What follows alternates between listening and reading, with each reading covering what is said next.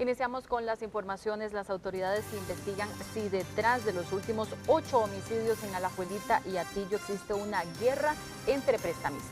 Estos grupos, al parecer, utilizaron dinero del narco para préstamos gota a gota. Nuestro compañero Alberto Cuadra nos tiene los detalles en vivo desde San José. Es un fenómeno muy delicado, es un fenómeno también que en estos momentos está teniendo mucha divulgación y también mucha preponderancia, sobre todo en las autoridades que están analizando estos casos. Y es que estamos hablando de los préstamos informales, prestamistas o préstamos gota a gota, que se han convertido en más que una moda, lamentablemente una pandemia para todas las familias costarricenses que están día a día viendo cómo este tipo de personas, esos personajes, se están ganando cantidades de dinero bastante importantes a costa del trabajo de otros costarricenses que no llegan a tener, por ejemplo, digamos, lo que sería la confianza del sistema financiero pues nacional. Entonces es ahí donde pues tienen que recurrir a este tipo de préstamos gota a gota.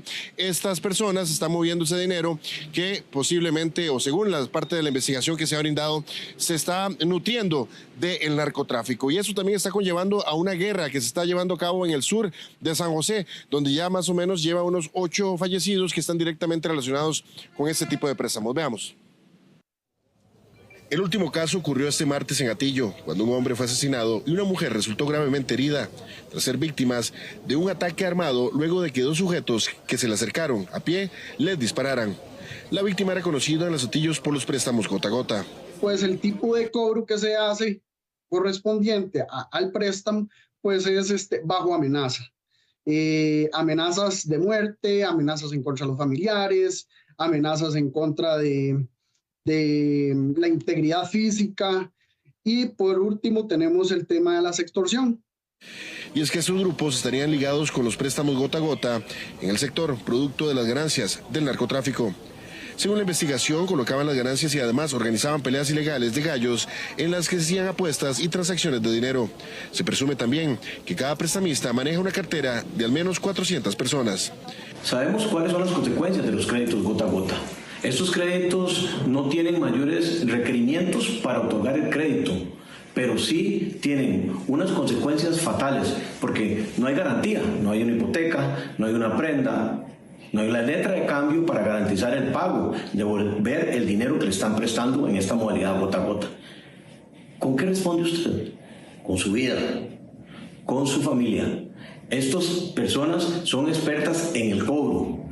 Y ahora la Asamblea Legislativa quiere regular este tipo de conductas ilícitas y sancionarlas. Porque en este país siempre se pretende solucionar un problema con una ley y encima otra ley y un reglamento. Hay factores que son muy importantes y que deben de ser tomados en cuenta antes de solicitar uno de estos créditos informales. Entendemos que la razón por la cual las personas acuden a este tipo de préstamos es porque lamentablemente están excluidas del sector formal y no tienen acceso al crédito. Es ahí el llamado a las autoridades a ver la forma de que la mayoría de los costarricenses logren acceder a un crédito formal.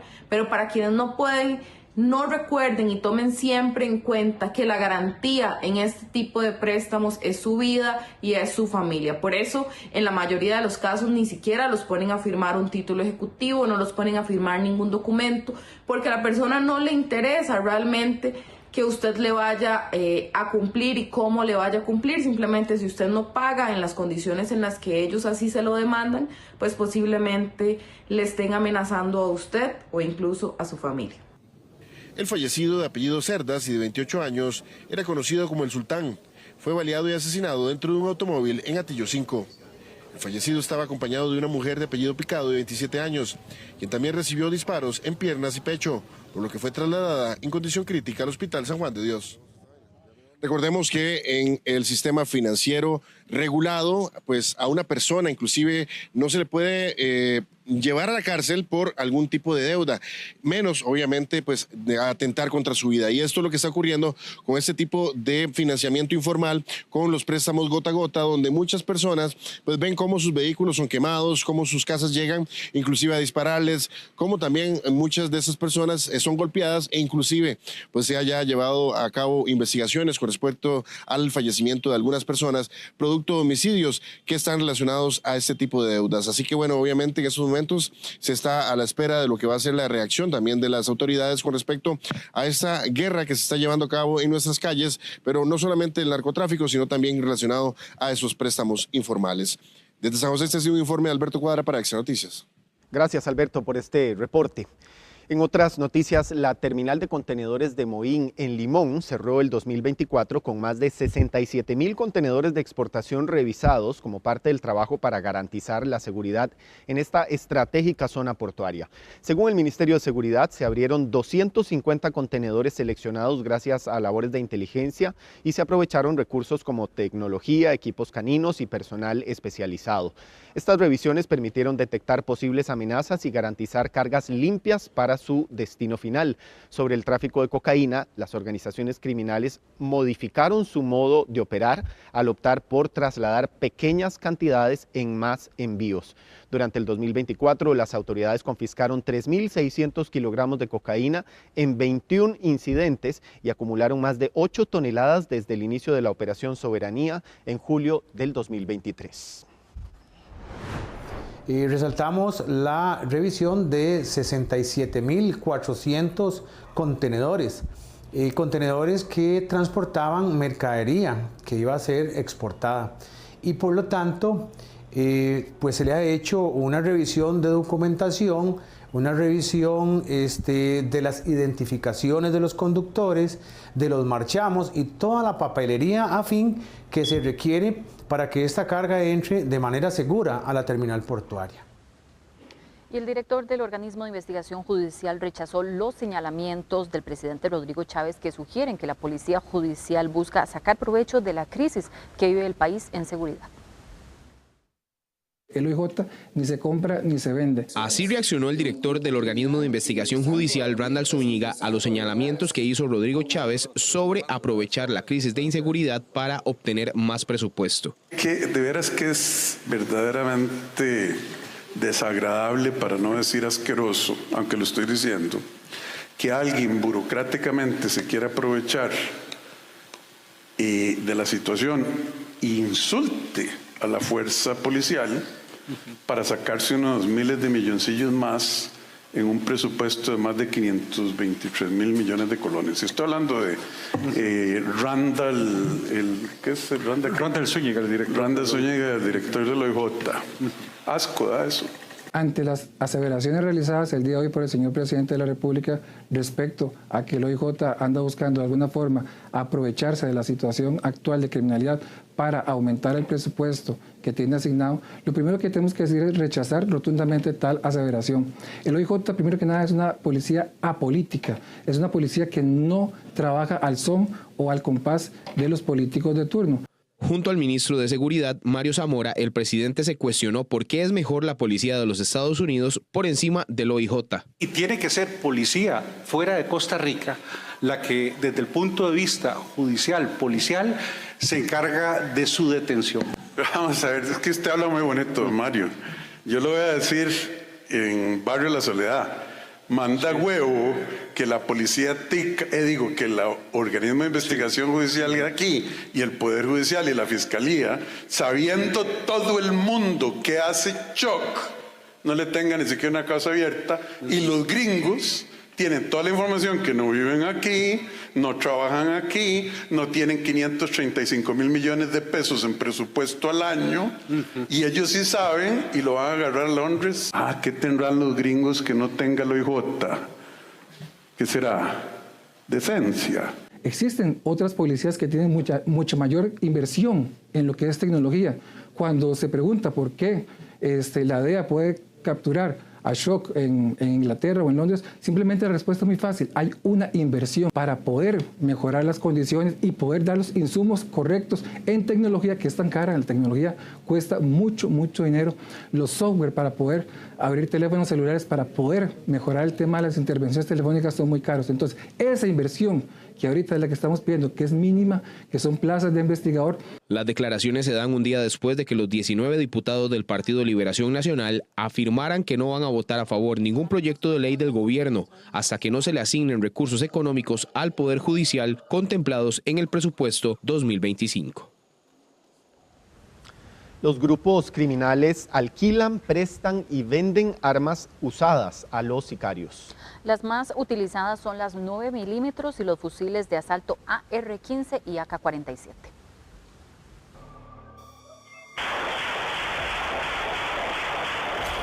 Solamente una AR-15 ha estado vinculada en varios casos en los cuales se han dado tiroteos y también han fallecido personas.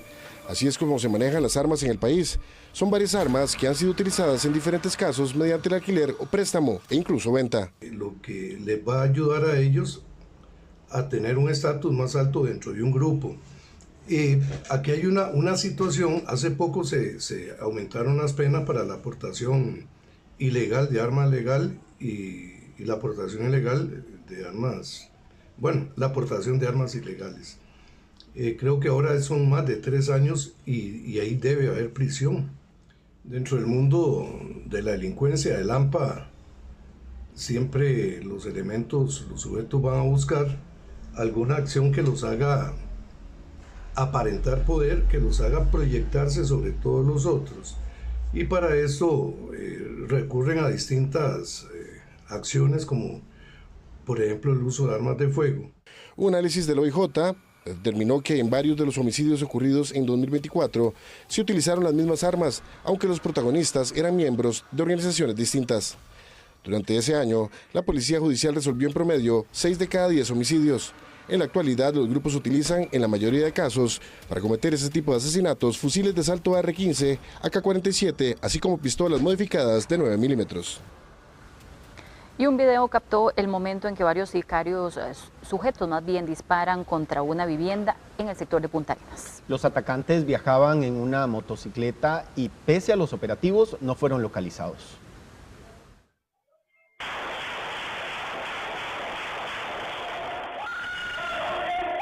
Esto ocurrió en el barrio del Carmen, en horas de la madrugada, cuando varios vecinos fueron despertados, el sonido de varios disparos que impactaron en una vivienda. Según testigos, se trata de varios sujetos que viajaban en motocicleta y pese al operativo, no se logró dar con los responsables. Desgraciadamente, nuestro sistema penal está en deuda con este país y pongamos atención, vea Ecuador, vea lo que ha pasado en otros países, vea México, donde la impunidad hoy reina y la impunidad es la que manda hoy en día. Por eso es que los delincuentes se apropian de un país como Costa Rica, donde las leyes son endebles. Y es que esta situación es cada vez más frecuente. En muchos barrios de nuestro país, las balaceras comienzan desde las 8 de la noche y terminan en las madrugadas. Solo en el año 2024 se contabilizaron más de 200 balaceras en varias partes del país. Los heridos y muertos por efectos colaterales también aumentaron. En el patrullaje constante que estamos realizando en los centros de cantón, en los diferentes distritos, abordando todas las personas a través también de estas alertas que nos giran los mismos vecinos, los grupos de seguridad comunitaria. Todo eso es importante, ¿verdad? Y en el sector norte de San José, pues hemos venido trabajando de la mano con las comunidades, con las redes distritales y por supuesto sedes bancarias, comercios, para poder generar esa articulación que nos permita ser una gran fuerza. Los ataques a casas de habitación también incrementaron, sobre todo en sectores como Punta Arenas, Desamparados y Guadalupe, donde se contabilizan 5 personas fallecidas en los últimos 6 meses. Es probable que para usted el nombre de Ana Cambronero no suene familiar, sin embargo, ella fue una líder para levantar Nueva Cinchona tras el terremoto de 2009. Este miércoles se cumplieron 16 años de ese terremoto. Atrás quedó el trago amargo por la fuerza de la naturaleza. Hace 16 años, pasada la 1 de la tarde, la tierra se estremeció. Los pueblos de Cinchona, Barablanca y Poacito sufrieron la peor parte de un terremoto que les cambió la vida, pero que también sacó lo mejor de estos luchadores y luchadoras para renacer y seguir adelante. Doña Ana Cambronero es el vivo ejemplo de que sí se puede. La naturaleza le arrebató a su familia, pero su espíritu de ayudar al prójimo, aún en adversidad, se mantuvo intacto. Refleja las ganas de renacer de las cenizas. Bueno, son recuerdos y la familia jamás va a olvidarlos, ¿verdad? Jamás va a olvidar todos aquellos buenos recuerdos que tuvimos, igual también los momentos difíciles que tuvimos como familia, pero gracias a Dios uno eso lo atesora en el corazón y son recuerdos y momentos que lo ayudan para poder continuar adelante. Doña Ana ahora vive en Honduras, lidera un proyecto de corte y confección donde mujeres aprenden a valerse por sí solas. El liderazgo de Doña Ana no solo fue clave para levantar la nueva Cinchona, sino que fuera de nuestras fronteras tiende su mano para un mejor porvenir de su prójimo. Mi nombre es Ana Isabel Cambronero González, soy parte del apostolado del Cenáculo Misionero de la región San Miguel Arcángel, pertenezco al Cenáculo Divina Misericordia, soy de Costa Rica, estoy acá en la misión de Nueva Capital, enseñando, dando clases de corte y confección. Nueva Cinchona se levantó por el esfuerzo de líderes comunales y con el aporte de la Comisión Nacional de Emergencias en su momento, reflejo de que la vida da segundas oportunidades y hay que aprovecharlas. Bueno, nosotros comenzamos con una pequeña celebración, se podría decir, de la vida en esta comunidad de Nueva Cinchona, que fue que volvió a nacer después del terremoto. Entonces, se ha hecho tradición el realizar un desfile de bandas, conmemorando la fecha de lo que fue el terremoto de Cinchona. En él tenemos bandas, tenemos la unión de la familia, la unión de la comunidad y también el hecho de que vienen personas de todo el país a ver lo hermosa que tenemos la comunidad también. Este domingo Nueva Cinchona conmemora 16 años de su antes y su después, que luce sus mejores galas y al ritmo de música y buenas vibras.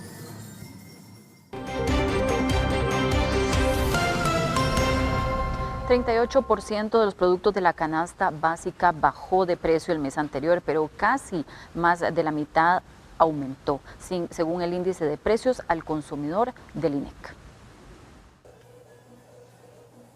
El tomate, el chile dulce, los huevos o hasta salir a pasear al extranjero le puede salir un poco más costoso en las siguientes semanas del año. Así lo revela el índice de precios al consumidor del mes de diciembre, elaborado por el Instituto Nacional de Estadística y Censo.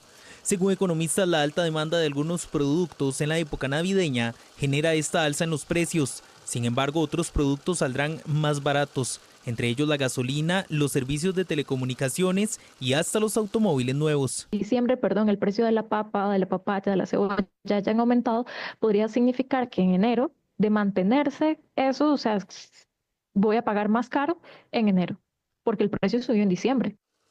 El índice de precios al consumidor se mantuvo con una variación muy estable durante todo el año 2024. Sin embargo, en diciembre aumentó repentinamente. ¿Cómo incide esto en los precios de los productos de la canasta básica que usted y yo consumimos? Parte de una cuestión tanto estacional como de los efectos que han venido trayendo la tasa de política monetaria, ¿verdad? Y sus repercusiones al resto de tasas de interés en la economía. Diciembre igualmente es un mes donde hay aguinaldo, hay plata, ¿verdad? En la calle, como se dice popularmente, y entonces eso, más todos los factores, digamos, que se pudieron haber ido acumulando a lo largo del año, pudieron causar este incremento mucho más grande a nivel mensual en el índice. El IPC contempla 289 productos y servicios. Para diciembre un 44% aumentaron de precio, en tanto el 38% restante tendió a la baja. Hoy se publicó en el diario oficial La Gaceta un decreto que amplía el teletrabajo para los funcionarios públicos de cantones de Occidente y algunas zonas de Heredia. La medida se mantiene por trabajos viales que se mantienen y que congestionan el ingreso a la capital. Los empleados públicos de cerca de 17 cantones de la zona de Occidente y la provincia de Heredia podrán seguir contando con la medida de teletrabajo tras la ampliación al decreto ejecutivo que avala esta modalidad y que fue publicada hoy en el diario oficial La Gaceta. Recordar que el gobierno actual, a partir de la directriz número 2 del año 2022, con vigencia hasta el año 2026, ve de manera ordinaria el teletrabajo, invitando tanto a las instituciones autónomas como semiautónomas y al sector privado para que desarrollen el teletrabajo de una manera híbrida. Esta medida se toma a raíz de los trabajos viales que se realizan en estas zonas del país y generaban gran congestionamiento para los habitantes de estas regiones. Esto pues claro que va a beneficiar a estas personas, va a beneficiar la economía, va a beneficiar a las familias. Esta medida corresponde, ¿verdad?, a esta realidad que vivimos, donde el congestionamiento vial es una preocupación de la población costarricense. Los cantones beneficiados por el decreto son Grecia, Naranjo, Palmares, Poás, Sarchí, Heredia, Santa Bárbara, San Isidro, entre otros. El decreto entró a regir a partir de su publicación en la Gaceta. La Municipalidad de San José hace un llamado a la población debido a que personas inescrupulosas están enviando mensajes de WhatsApp con información falsa. En los mensajes se hacen pasar por funcionarios del municipio y le brindan información a las personas sobre el proceso de declaración de bienes, inmuebles y servicios urbanos. El gobierno local josefino no está enviando este tipo de mensajes, por lo que usted no debe brindar ningún tipo de información. Las señales horizontales y verticales, así como también los conos, son las principales pesadillas de los aspirantes a conductores. Casi 19.000 incurrieron en estas faltas mientras realizaban su prueba práctica. Según los conductores nacionales, hay lugares donde es más sencilla realizar la prueba práctica de manejo. Sin embargo, para la Dirección de Educación Vial esto es un mito. La gente lo hace porque hay un tema tabú de que en algunas sedes es más fácil que en otras, ¿verdad? Por las condiciones propias de la sede. Entonces, por un tema que desconocemos, cuando habilitamos las sedes, las citas en todas las sedes, Punta Arenas y Guapiles son las que primero se acaban, ¿verdad? Y entonces, pero en realidad no es necesario. Incluso yo, cuando veo las sedes, San José ahora quedó con una pista que es súper cómoda para hacer la prueba. Lo que sí es claro es en cuáles son las acciones en las que los aspirantes a conductores incurren en mayores faltas en la prueba práctica.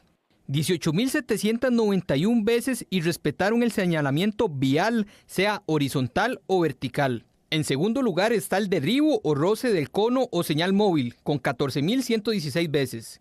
No usar las direccionales es el tercer puesto con 9.023 veces.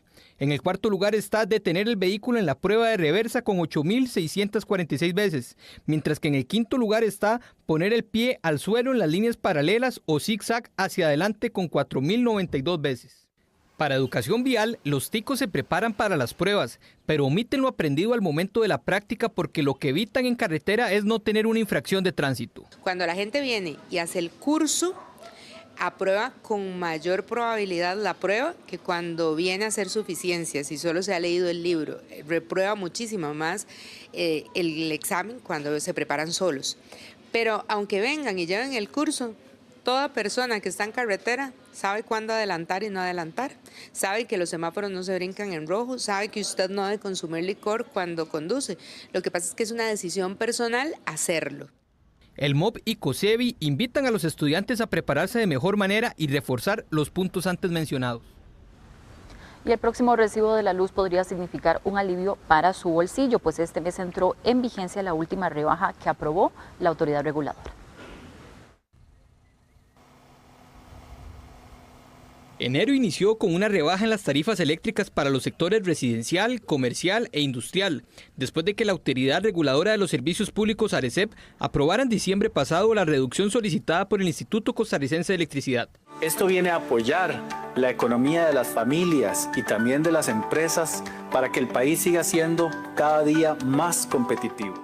La fijación tarifaria estableció una reducción por sistema de un 18.06% para la generación, un 9.99% para la transmisión y un 7.81% en distribución. Esto le va a permitir a las familias poder disponer de más recursos para otras actividades, sobre todo al inicio del curso lectivo, o bien para ejercer actividades como las que a diario ellos hacen aquí en una zona tan rural. Así que nos complace mucho informar que esta rebaja les va a permitir tener mayores recursos y disponibilidad para cada uno de ellos.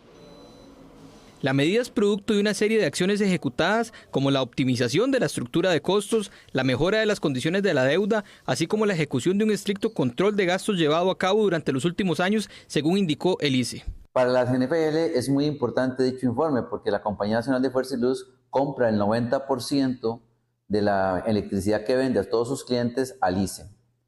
Esto va a provocar que a los clientes de la compañía su reducción en el recibo eléctrico sea aproximadamente de un 4,93%.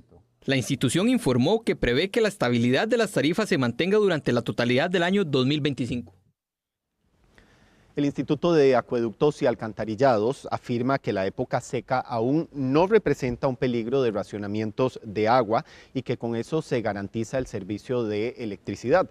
Sin embargo, un informe de auditoría del Instituto Costarricense de Electricidad advierte sobre riesgos de cortes si no se toman medidas urgentes.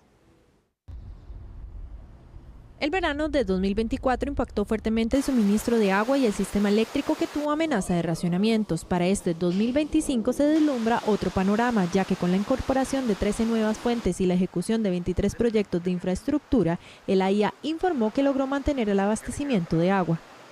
A esta altura ya deberíamos llevar 2 meses desde que entró la época seca, o que debió haber entrado la época seca, y a hoy, presidente, gracias a Dios no tenemos afectaciones por sequías.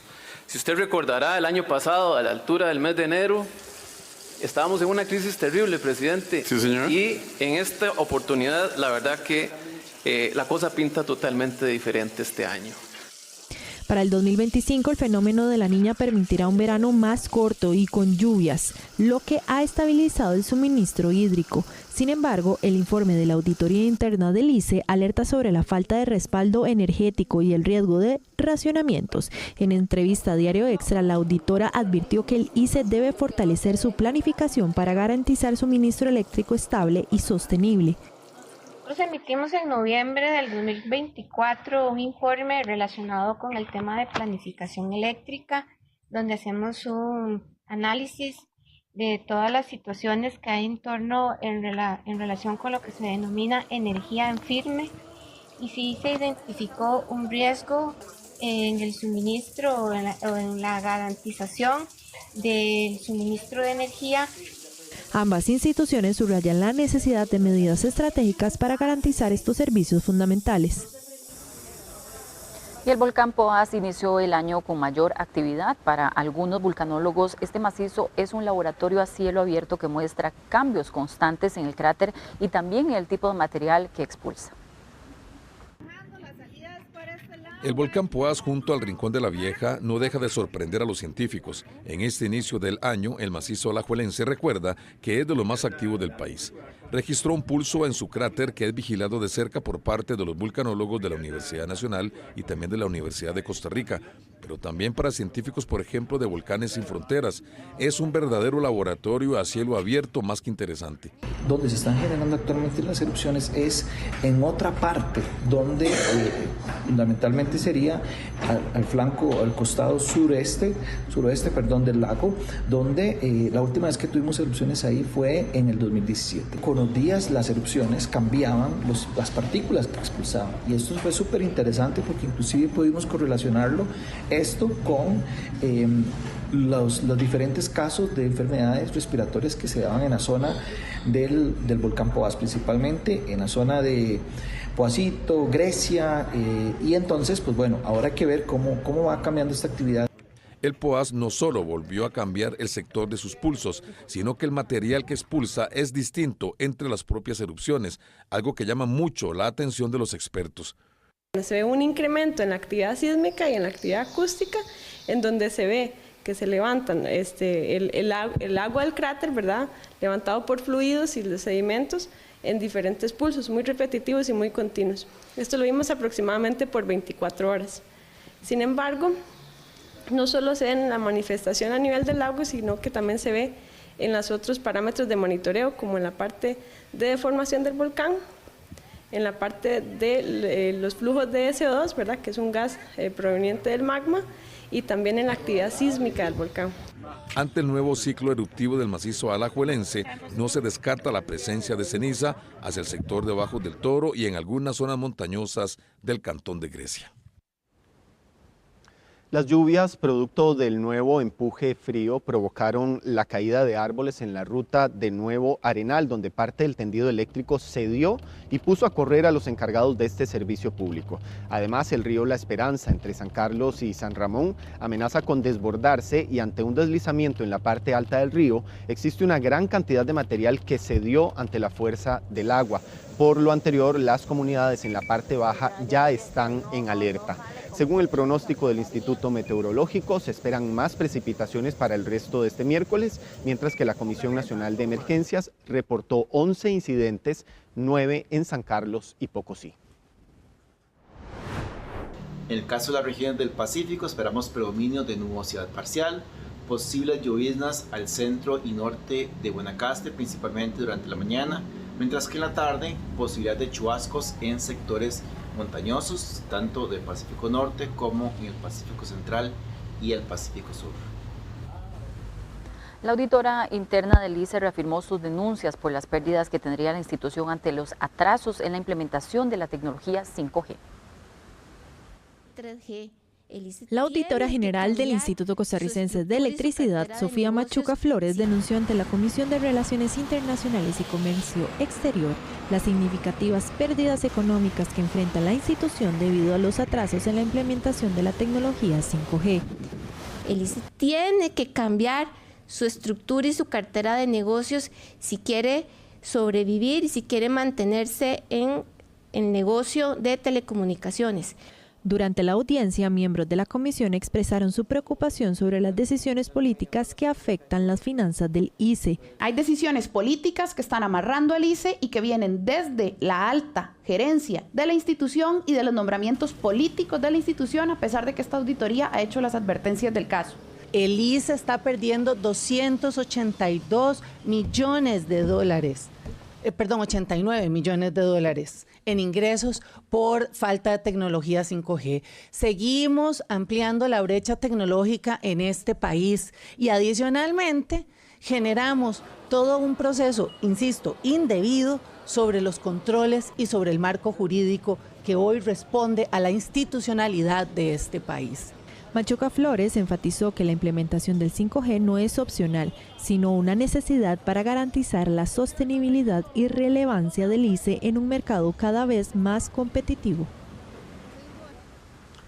El Ministerio de Salud respondió a los señalamientos que recibió por su intención de modificar el reglamento de calidad de agua potable.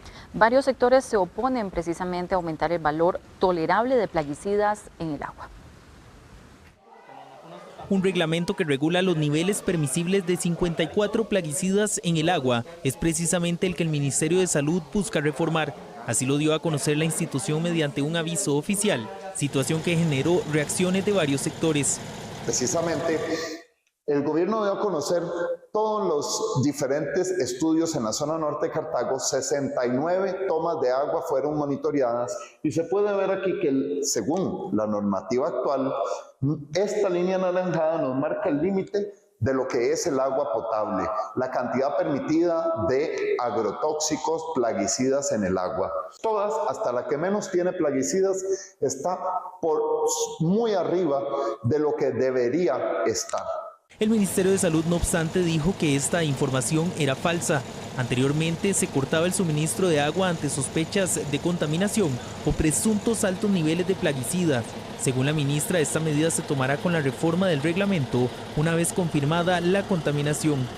En caso de detectarse cualquier alerta de contaminación, más bien el Ministerio de Salud va a generar una medida preventiva de manera inmediata.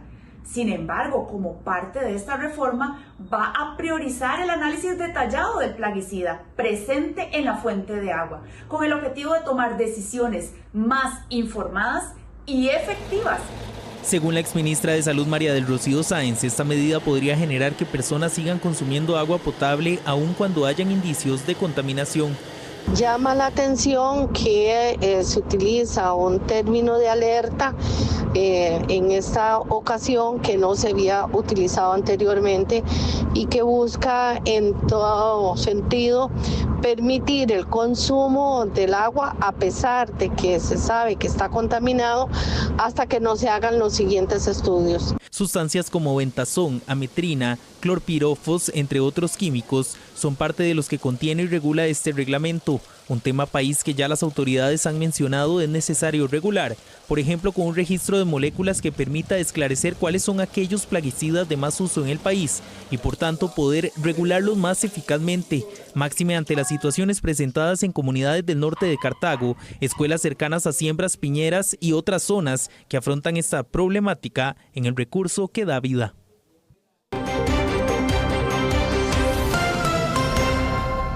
Y en una decisión sorpresiva, el presidente Rodrigo Chávez nombró a la expresidenta de la Caja, Marta Esquivel, como ministra de Planificación. Esto a pesar de que aún afronta la investigación judicial por el caso Barrenador y a pesar también de que un juez la suspendió de su anterior puesto. Nuestro compañero Rolando Rivera nos tiene los detalles de esta noticia.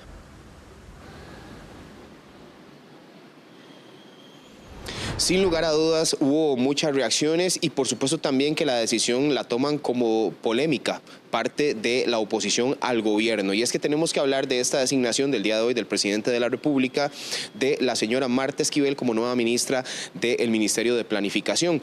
Esto por supuesto genera muchas preguntas también a cómo va a continuar el proceso de investigación por los presuntos actos de corrupción dentro de la Caja Costarricense de Seguro Social. Pero por eso es que preparamos la siguiente información para explicarle un poco más de cuál es este panorama.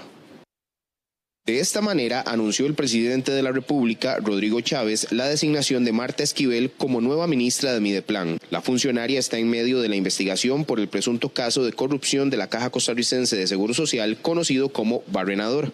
Quería comunicarles que estoy tomando la decisión de nombrar a Marta Eugenia Esquivel con mucho orgullo y honor para mí, ministra de Planificación y de Política Económica de Costa Rica. A partir de hoy.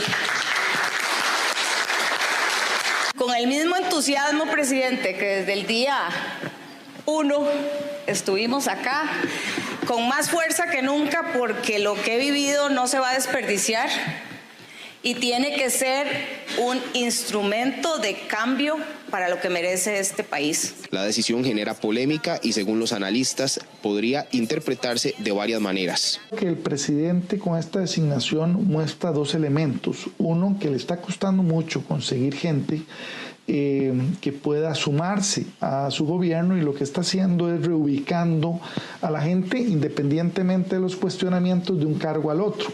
Y la segunda es que mientras a algunos jerarcas de esta administración los destituyó de una manera muy grosera, a otros sin duda alguna los trata como parte de una red de cuidado que él en su momento criticó fuertemente en otras administraciones. La decisión del presidente Chávez de nombrar a la señora Marta Esquivel en el Ministerio de Planificación Nacional tiene tres condiciones. El primero de ellos es que obliga a la Fiscalía de la República a abandonar el proceso ordinario que estaba realizando con la investigación por el caso Barrenador. El segundo hecho es que somete precisamente al Poder Judicial a tener que realizar un proceso especial, porque doña Marta ahora pasa a formar parte de los supremos poderes. Y el tercer caso, entonces, para una situación en la que doña Marta sea finalmente acusada por el caso de corrupción que se investiga, tendría que pedírsele el permiso a la Asamblea Legislativa para levantarle el fuero parlamentario. Según los politólogos, esta puede ser parte de una estrategia del gobierno para ir liberando a Laura Fernández, ministra de la Presidencia, de sus labores en el actual gobierno y potenciarla ante una eventual campaña política. Otra de las interrogantes es qué pasa ahora que Marta Esquivel forma parte de los poderes supremos de la República, porque ya goza de inmunidad.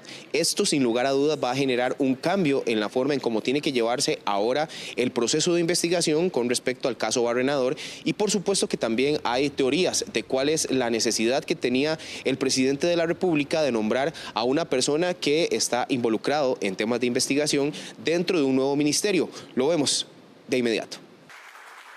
La nueva ministra del Mideplan, Marta Esquivel, ahora será considerada como miembro de los supremos poderes, condición que no ostentaba mientras presidía la Caja Costarricense de Seguro Social, por lo que el Código Procesal Penal dispone que deben aplicarse reglas distintas para procesarla judicialmente. Lo que va a suceder ahora es que, de acuerdo al Código Procesal Penal, hay un procedimiento especial para juzgar a los miembros de los supremos poderes. Significa que la causa se va a tener que dividir y tendrá que ser la Fiscalía General el que tiene que llevar adelante el proceso de una manera muy especial, en donde implica necesariamente la participación de la Corte Suprema de Justicia e inclusive de la Asamblea Legislativa, en donde habrá que realizar lo que se llama un antejuicio, en donde se va a determinar si se levanta o no el fuero de la inmunidad a doña Marta. El fiscal general deberá ahora pedir autorización a la Corte Plena de la Corte Suprema de Justicia, compuesta por los 22 magistrados que integran las 4 salas del Poder Judicial, para poder continuar la causa contra Esquivel y llevarla a juicio. El Pleno de Magistrados, si acoge la solicitud, deberá enviar la información a la Asamblea Legislativa pidiendo que los diputados le levanten la inmunidad. La justicia en Costa Rica no es ni pronta ni cumplida. No puede ser pronta y cumplida cuando precisamente se presentan acciones como la que él está haciendo con el nombramiento de doña Marta Esquivel, que atrasan, que obstaculizan el proceso judicial de investigación. Segundo, tanta crítica que han hecho también por parte del presidente y sus seguidores de otros casos como el de doña Ofelia Teitelbaum, y en esta situación se está presentando algo muy similar. El presidente toma una posición donde viene a favorecer a sus personas, a sus amigos, a las que se han sido leal con él, y yo creo que el Estado y el gobierno no es para eso. Por eso la falta de gobernabilidad, en donde prevalecen otros intereses y no los intereses de la ciudadanía, en donde hoy se cuestiona ampliamente por parte de toda la ciudadanía, yo creo, donde se ha visto que doña Marta ha sido primero sancionada, fue suspendida por el Poder Judicial, ¿verdad? Y en estos momentos creo que el señor presidente, pues viendo que hay una situación donde ella debe enfrentar sin ninguna protección, sin ningún tipo de ventajas los procesos, y no con esto ir a la impunidad, digamos. Si la Asamblea aprueba el levantamiento de la inmunidad, Marta Esquivel será puesta a disposición de la Corte Suprema de Justicia para que sea juzgada y automáticamente quedará suspendida de su cargo. Muchas gracias, presidente. Y que le vaya muy bien. Muchas gracias.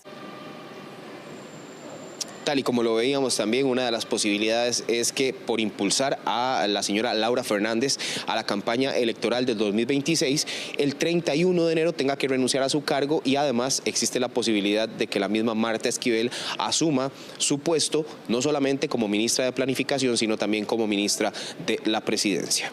Desde la Asamblea Legislativa es un reporte de Rolando Rivera para Extra Noticias.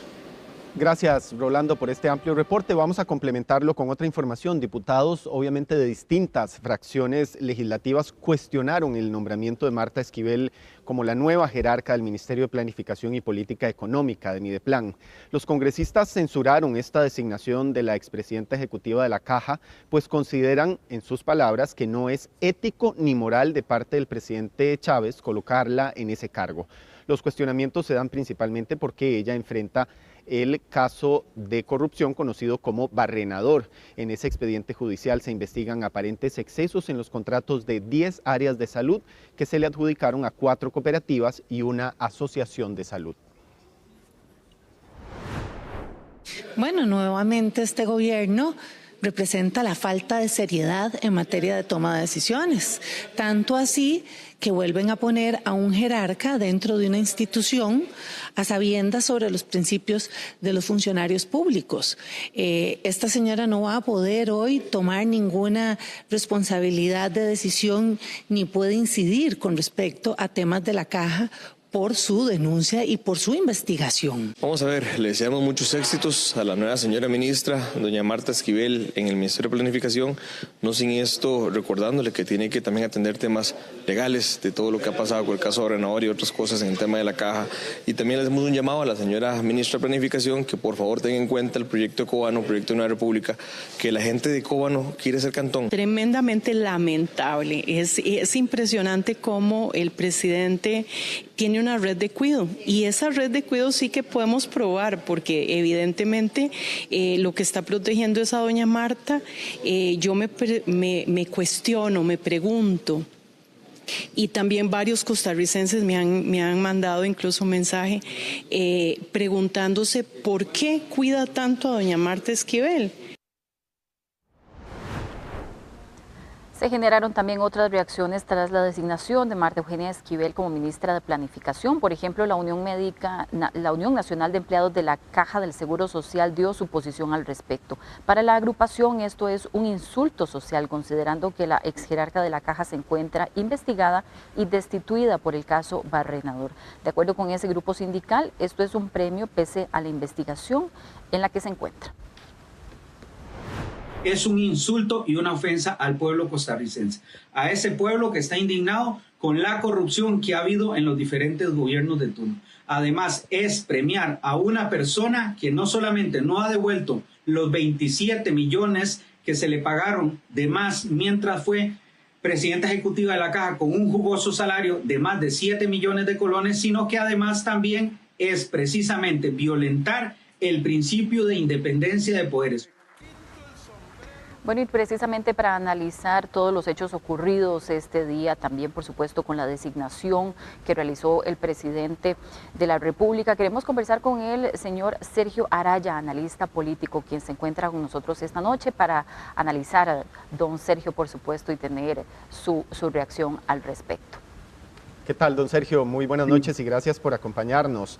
La primera pregunta sería, ¿qué mensaje está enviando el presidente de la República, don Rodrigo Chávez, al colocar a doña Marta Esquivel en Mideplan, mientras ella, como veíamos en las informaciones preliminares, se encuentra en un proceso judicial? ¿Cuál es la señal que está emitiendo la presidencia de la República con esta designación?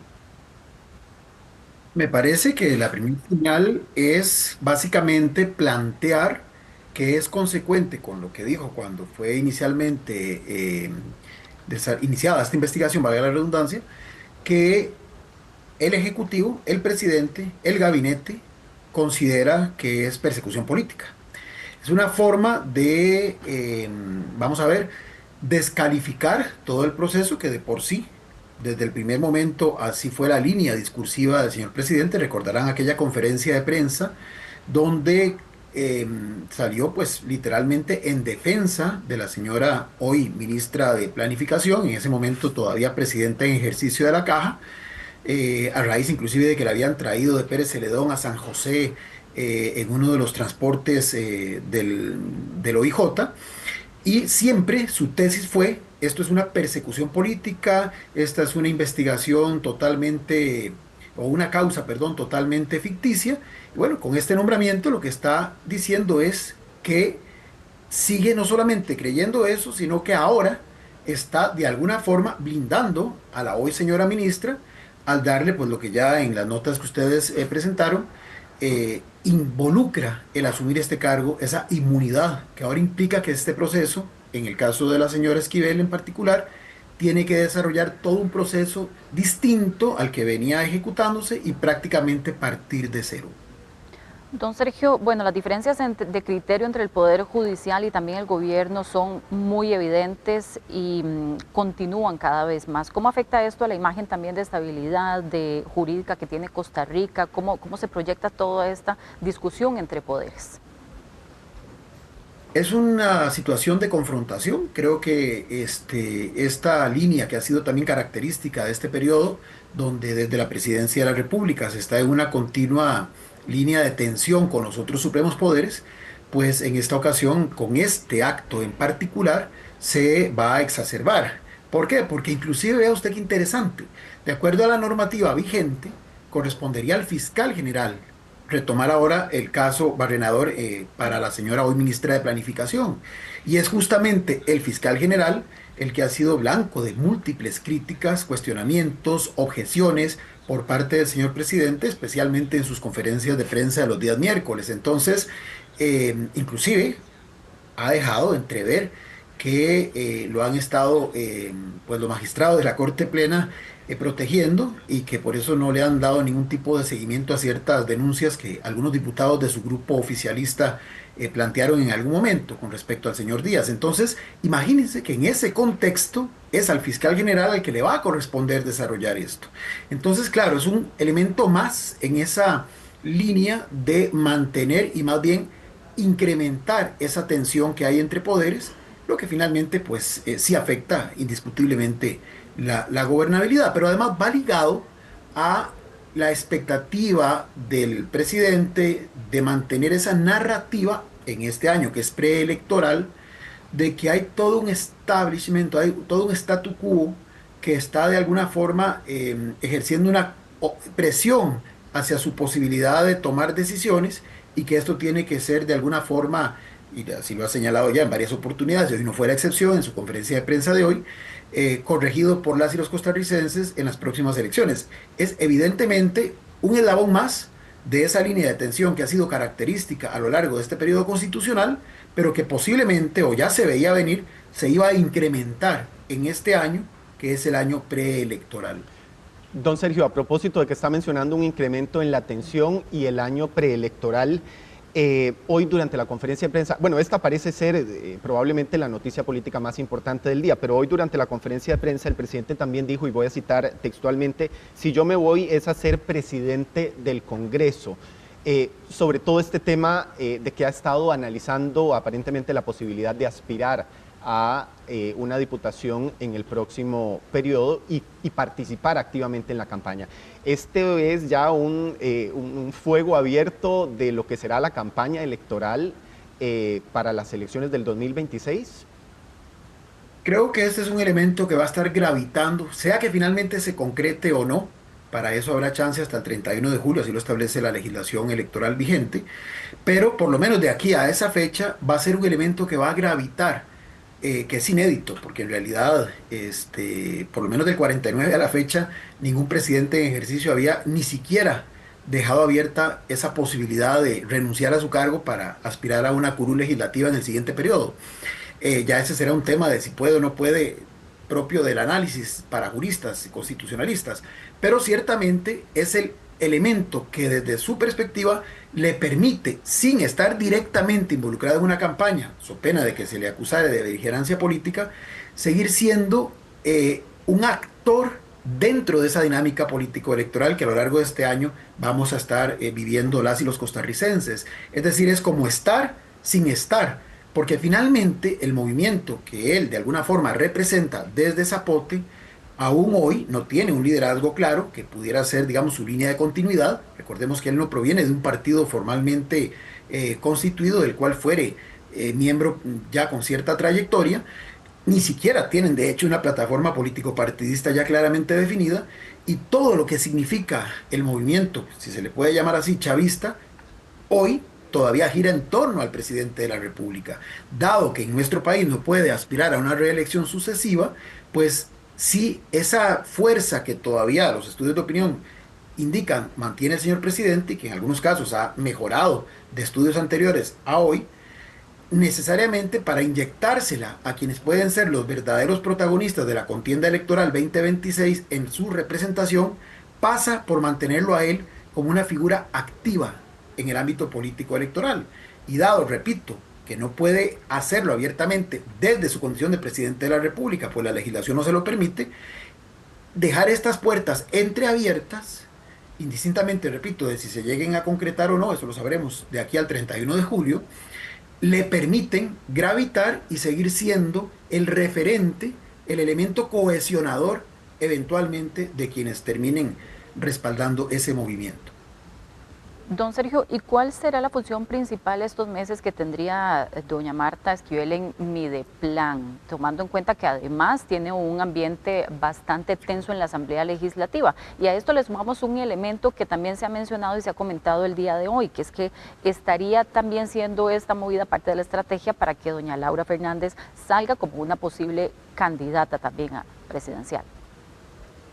Bueno, esto último lo sabremos el 31 de enero, que es la fecha límite para que las y los ministros que aspiren a la presidencia o vicepresidencias en el próximo periodo renuncien, ¿verdad? Concreten esa aspiración. Así que eso queda poquito, quedan 15 días para responder a esa consulta. En cuanto a la otra, de qué podrá hacer la señora ministra de Planificación, bueno, hay toda una agenda, ¿verdad? Por ahí uno de los diputados que ustedes consultaron le dejó ahí entreabierta un tema en particular, creo que algo relacionado con el distrito de Cóbano, convertirlo en cantón, que es resorte del Ministerio de Planificación, darle seguimiento a esos temas. Pero vamos a ver, es un ministerio que normalmente ha sido más bien, digamos, no ha tenido ese protagonismo político que sí puede tener, por ejemplo, el Ministerio de la Presidencia, que está en un constante diálogo con las y los diputados. Entonces, digamos que podría desarrollar una gestión con un cierto perfil bajo, considerando además, ¿verdad? Considerando además que no puede desligarse del otro tema, que en el que está inmerso y que, bueno, en el que está inmersa, perdón, y habrá que ver cómo va ahora a operar, en este caso la Fiscalía General de la República y la Corte Plena, y bueno, luego lo que ya se habló de tener que pasar a la Asamblea Legislativa. Me parece que qué hará o qué no hará en el Ministerio de Planificación, y lo digo con todo el respeto, fue lo que menos se valoró de parte del señor presidente para hacer esta designación. Me parece que es más el otro aspecto que ya fue aquí mencionado anteriormente por mis colegas, ¿verdad? La posibilidad de darle también un espacio para blindarla en lo que es el proceso propiamente que se está siguiendo bajo el denominado caso Barrenador, pero también, como dije al principio, una forma de transmitir que desde el Ejecutivo está reforzándose la idea de que todo este proceso es meramente, desde su perspectiva, claro, persecución política. ¿Y por qué no? También el 31 de julio es la fecha límite para que eventualmente ella pudiera renunciar al ahora cargo que está ejerciendo y eventualmente aspirar a una curul legislativa. Y lo digo porque el señor presidente, pues a la hora de introducirla, dijo que doña Marta Esquivel estaba para más. Ese para más podría abrir muchas especulaciones y una de ellas podría ser pretender una curul en el próximo periodo. Ahora, don Sergio, ¿qué tan riesgoso es? Al menos yo no recuerdo que exista un antecedente de un funcionario en un proceso judicial abierto con una denuncia y una investigación en proceso a cargo también de la Fiscalía, que sea nombrado en un puesto del Poder Ejecutivo como tal. ¿Qué tan riesgoso es hacer esta jugada política en el caso de doña Marta? Pues sí, digamos que usualmente no ha sido la práctica, ¿verdad? Cuando un funcionario más bien ha sido...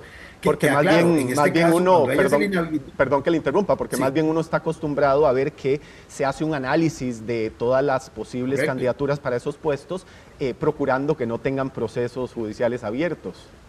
Claro, pero en honor a la verdad, y eso es lo que quería referirme, en las medidas cautelares que se le impusieron no estaba la inhabilitación de ejercer otros cargos públicos. Lo que pasa es que nunca, digamos, ningún presidente había capitalizado esa puerta que encuentre abierta para justamente hacer lo que hoy hemos observado. Es parte del estilo del señor presidente, ¿verdad? Estar siempre jugando un poquito, digamos, al filo, digamos, de la navaja, ¿verdad? Como se dice popularmente. Creo que es una designación más evidentemente política, simbólica, que busca consolidar lo que él llama ese sector de la población a la que busca fidelizar de cara a la contienda del 2026. Y bueno, independientemente de que posiblemente también es una manera, digamos, de blindarla o de hacer más complejo, ¿verdad?, el proceso de investigación que ya de por sí venía encarando la señora Esquivel.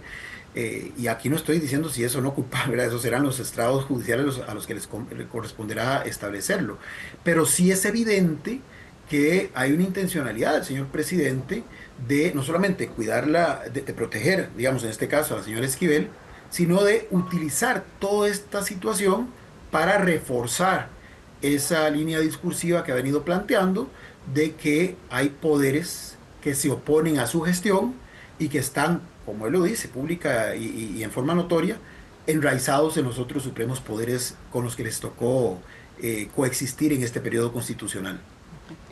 Don Sergio, usted lo mencionaba ahora, esto aumenta muchísimo la tensión, pero ¿qué podemos esperar entonces en el ámbito legislativo, tomando en cuenta que se espera la aprobación de proyectos importantes que el país necesita y tenemos un ambiente bastante convulso de momento? De hecho, la fracción de Liberación Nacional acaba de condicionar la aprobación de cualquier proyecto de ley al gobierno, supeditando a la aprobación de otros proyectos de seguridad. Sí, ese es un tema, digamos, vamos a ver, este es un año preelectoral y de por sí en cualquier periodo constitucional siempre es un año más complejo, ¿verdad? Por eso siempre se había hablado que el primer año era de aprendizaje, que el segundo y tercer año era el de las realizaciones tangibles y ya el cuarto año era un año preelectoral y que aunque no es lo correcto ni lo ético, pero así es como ha funcionado con una visión muy pragmática, es el año quizá menos productivo. Este periodo además tiene todas estas particularidades que han sido, digamos, elementos permanentes, recurrentes a lo largo del periodo. Me parece que, pues sí, aquí ya se está jugando políticamente hablando, quiero decirlo de esta forma, se está jugando con varias variables, ¿verdad?, que están más extra asamblea y extra casa presidencial. Se está jugando mucho con y el término jugar lo estoy empleando de forma, digamos, metafórica, pero se está utilizando mucho las variables que se están midiendo en el día a día en los estudios de opinión. En este caso, el presidente tiene a su favor, reitero, que hay estudios que lo siguen considerando con un nivel de respaldo alto, ¿verdad? Inclusive mejoró del último al tras anterior, y que más bien la Asamblea Legislativa sigue siendo mal valorada. Entonces, me parece que los actores, ya que están de por sí en esta dinámica político-electoral, tienen que ser más calculadores y cuidar mejor sus movimientos, porque de repente algo que de entrada les puede resultar o les puede aparentar ser muy viable, de cara a esa tribuna que está observando y que está ya comenzando a eventualmente pensar en clave 2026, puede jugarles en contra, ¿verdad? Me parece que, por ejemplo, la acción de la bancada, tienen todo el derecho de plantearlo, pero lejos de favorecer, digamos, lo que quisieron transmitir con su mensaje, podría más bien resultarles en contra, una suerte de autogol que se meten, porque lo que hace es reforzar más bien la narrativa que viene desde el Ejecutivo de que la Asamblea Legislativa se opone a sus iniciativas, que la Asamblea Legislativa no está haciendo la política de altura, que no está viendo al país primero. Entonces, más bien este tipo de acción parece validar ese discurso, ¿verdad? Entonces, creo que estamos en una coyuntura muy interesante. También es inédito que a estas alturas del año un presidente en ejercicio deje por lo menos entreabierta la posibilidad de que podría postularse como candidato a una diputación. Digamos, esto no tiene parangón, por lo menos en los últimos 70 años. Entonces sí creo que en esta realidad en la que estamos hay que ser muy frío y calcular muy estratégicamente y muy tácticamente las acciones a seguir. Entonces, me parece que si la Asamblea hace también un replanteamiento en ese sentido y las distintas fracciones e inclusive lo comienzan a ver también en clave 2026, algunas iniciativas, independientemente de este tema de la señora Esquivel, podrían seguir su curso, especialmente en el periodo de sesiones ordinarias que comienza ahora en febrero, y que ahí la iniciativa la vuelven a tomar, la iniciativa de la agenda parlamentaria la vuelven a tomar las y los diputados, para más bien comenzar a tratar de equilibrar un poco, digamos, de rectificar un poco esa valoración que ya de por sí es bastante negativa hacia la Asamblea Legislativa. Así es. Bueno, abiertos ya los fuegos del año preelectoral y además con la elevada tensión de este ajedrez político, estamos seguros, don Sergio, de que vamos a estar conversando con usted en muchas próximas ocasiones durante las próximas semanas. Muchísimas gracias por su participación esta noche. Con todo gusto. Hacemos una pausa. Cuando regresemos, la policía detuvo a un sujeto con 25 tarjetas que no eran de su propiedad. Cuando regresemos tendremos todos los detalles de esta información.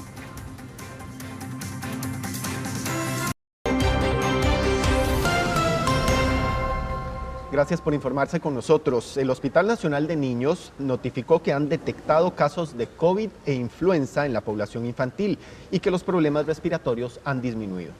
Sin embargo, las autoridades hacen un llamado a no bajar la guardia, aplicar los protocolos de prevención, además, así como mantener el esquema de vacunación completo. La hospitalización por enfermedades respiratorias en niños está disminuyendo, pasando de más de 120 pacientes a 83 en las últimas semanas. Recordemos que hace tan solo 4 semanas estábamos en más de 120 pacientes hospitalizados por causa respiratoria. Hoy tenemos 83, todavía estamos por encima de los 67 camas que habitualmente tenemos para patología respiratoria. Eso quiere decir que el índice ocupacional de camas respiratorias está en un 125% para el día de hoy. En cuanto a la vigilancia epidemiológica, el hospital confirmó un caso de COVID-19, así como un caso de influenza. Hay que recordarles que en este momento en el hemisferio norte, lo que es Estados Unidos, lo que es Europa, lo que es México, por ejemplo, están entrando en este momento casualmente a lo que es la estacionalidad respiratoria de ellos y muchos costarricenses suelen ir de vacaciones a esos sitios y regresar al país y pueden perfectamente, si no han seguido las medidas higiénicas, contagiarse. Las autoridades del hospital enfatizan que la prevención es fundamental para evitar la propagación de estas enfermedades. Entre las principales recomendaciones están el lavado frecuente de manos, el uso adecuado de protocolos de estornudo y tos y la limpieza de superficies en el hogar. Tener las vacunas al día en todo.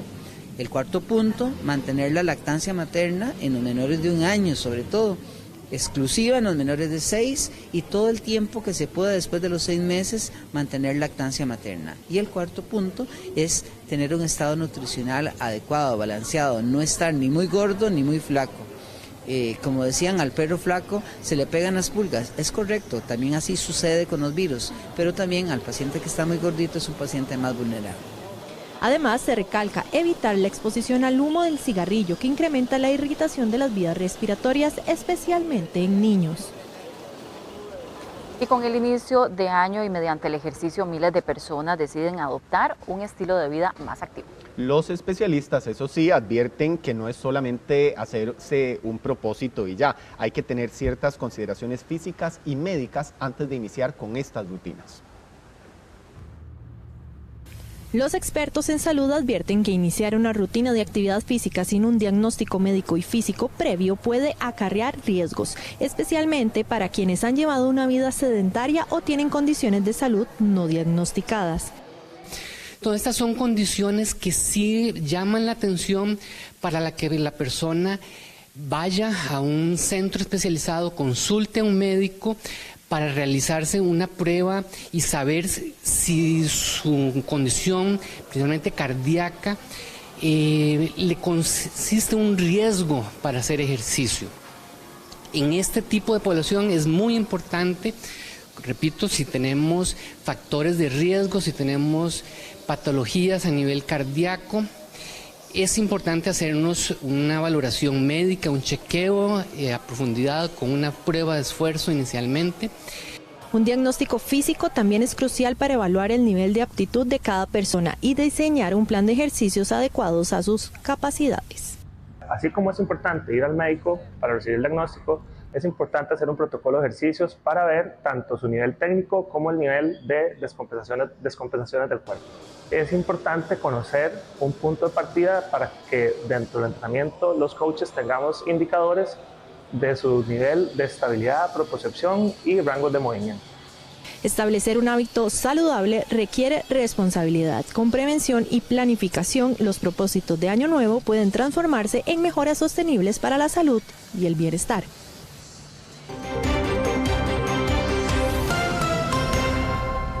El organismo de investigación judicial de San José registró una denuncia cada 17 horas por robo de viviendas durante el año pasado. Y los cantones más afectados en San José son El Central, Desamparados y Alajuelita. Reforzar puertas, verjas y poner seguridad para tratar de complicarles el acceso a delincuentes. Si puede tener cámaras de vigilancia sería aún mejor. Estas son parte de las recomendaciones que realizó el OIJ tras un informe sobre el robo de viviendas en Costa Rica. Que tengan una muy buena comunicación con los vecinos. Ojalá que tengan un chat entre todos los vecinos para que así informen que ustedes van a salir y que los vecinos estén pendientes de su casa o que dejen algún familiar cuidando. Durante las investigaciones hemos visto que ocurre lo siguiente. Muchas veces ese tipo de delincuentes llegan a la vivienda, tocan el portón para ver si alguien les abre o tiran una piedra o algún objeto al techo, como para ver si alguna persona sale de la vivienda. Cuando ellos ya hacen ese intento, no sale nadie, es cuando ellos aprovechan. El organismo de investigación judicial, en su oficina de San José, reportó al menos una denuncia cada 17 horas por robo de vivienda durante el 2024. Fueron 501 casos en total. La Policía Judicial reforzó el llamado a la prevención de este tipo de delitos, considerando que algunos costarricenses están dejando sus casas vacías para irse a vacaciones o se exponen a que delincuentes también entren a robar sus pertenencias. Recomendaciones también, tratar de reforzar lo que son los sistemas de seguridad, las puertas, lo que son las verjas, poner algún tipo de seguridad para tratar de complicarles un poco a ellos el acceso a nuestras viviendas, y si se pudiera tener algún tipo de... Una de las últimas bandas desarticuladas estaba ubicada en Guanacaste. Ellos se les relaciona con 28 causas entre el 2022 y julio del 2024. Entre las formas más frecuentes en las que realizaban los delitos estaba el forzamiento de cerraduras, el escalamiento de tapias y boquetes en muros y paredes. La policía detuvo a un sujeto con 25 tarjetas que no eran de su propiedad. Junto a las tarjetas se le decomisaron más de 5 millones de colones en efectivo. El sospechoso ingresó a un cajero automático con más de 25 tarjetas. En ese momento, varios clientes sospecharon y llamaron a la policía luego de 20 minutos de espera. Una vez que las autoridades llegaron y lo requisaron, encontraron que este sujeto portaba varias tarjetas que no eran de su propiedad. Se genera una alerta, hay personas esperando ingresar a un cajero automático, pero el masculino realizaba transacción tras transacción, ¿verdad? Entonces en ese momento se genera esa alerta, inmediatamente se aborda y es cuando se logra determinar que tiene una cantidad de tarjetas, ¿verdad? Además de dinero en efectivo.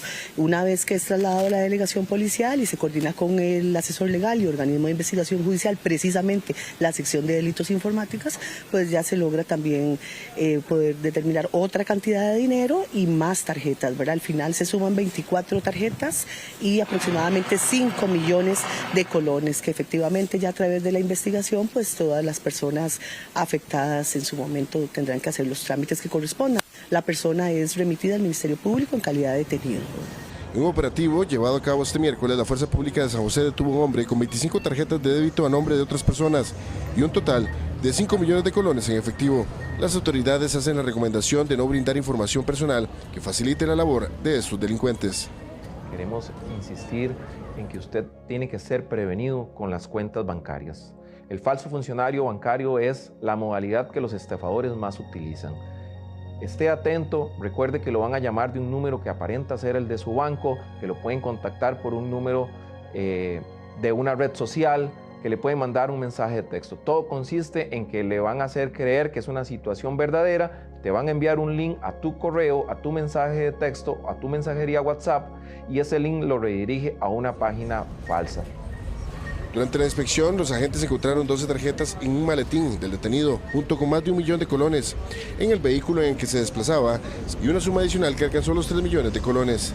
El detenido fue identificado de apellido Ferlini, de nacionalidad costarricense de 30 años de edad. Ahora enfrenta cargos por fraude informático y suplantación de identidad, quedando a disposición del Ministerio Público.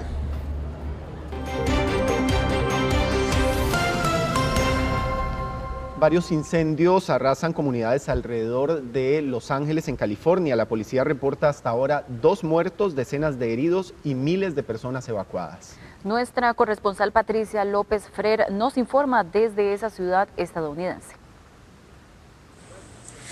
Hola, ¿qué tal? Muy buenas tardes. Les saluda Patricia López Frer desde Santa Mónica, California, ciudad vecina con Pacific Palisades, en donde ayer en horas de la mañana iniciara un voraz incendio que hasta estos momentos, más de 24 horas después, continúa activo. Según el Departamento de Bomberos de la ciudad de Santa Mónica, el siniestro devoró más de 1,000 estructuras y obligó a la evacuación de al menos 30,000 personas. También ha afectado a ciudades vecinas como a Santa Mónica, Brentwood, Culver City e incluso a Westwood, en donde también hay alerta y se ha pedido la evacuación voluntaria de sus residentes. Los vientos de Santa Ana no han contribuido con estas llamas, ya que están soplando a más de 90 kilómetros por hora y han avivado este incendio, estas llamas que, como repetimos y como podemos ver, continúan activas en estos momentos, en esta tarde de miércoles 8 de enero, en donde los residentes también continúan evacuando, abandonando sus hogares. Muchos de ellos han perdido todo. Estas escenas que hemos podido recopilar desde ayer y hasta el día de hoy parecen como sacadas de una película de terror. Lo más irónico es que en Pacific Palisades y aquí en Santa Mónica viven muchísimas estrellas hollywoodenses, quienes hoy lo han perdido casi todo. Nosotros vamos a continuar esta transmisión, esta cobertura en vivo desde Santa Mónica y llevarles todo lo que acontece debido al incendio Palisades y que continúa amenazando a sus residentes. Esta mañana también se informó que el presidente Joe Biden, lo mismo que el gobernador de California, Gavin Newsom, abandonaron la ciudad luego de dar un reconocimiento por todos los daños. Se espera que la ayuda a los residentes esté llegando en las próximas horas. Los bomberos de Santa Mónica, los bomberos de Pacific Palisades, así como de diferentes estados, se han unido a esta lucha por aire y por tierra para ayudar a los ciudadanos a recuperar un poquito más la calma. Se espera que los vientos de Santa Ana continúen por los próximos 2 o 3 días, por lo que la alerta también continuará. Yo soy Patricia López Fred reportándoles en vivo desde Santa Mónica, California. Regreso con ustedes al estudio en Costa Rica. Muchas gracias, Patricia, por este reporte. Gracias. Vamos a los deportes.